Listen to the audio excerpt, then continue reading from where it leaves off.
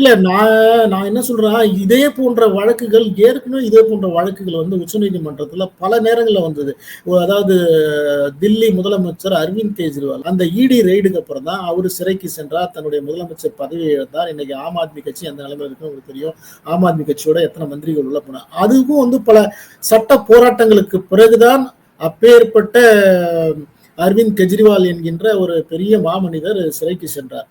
அவரே சிறைக்கு சென்றால் என்றால் மற்றவர்கள்லாம் எந்த மூளைக்கு என்று நீங்க தெரிஞ்சுக்கணும். பெயில் கிடைச்சிருச்சு இல்ல சார், பெயில் கிடைச்சிருச்சு இல்ல, அப்ப ஒரு நீதிபதி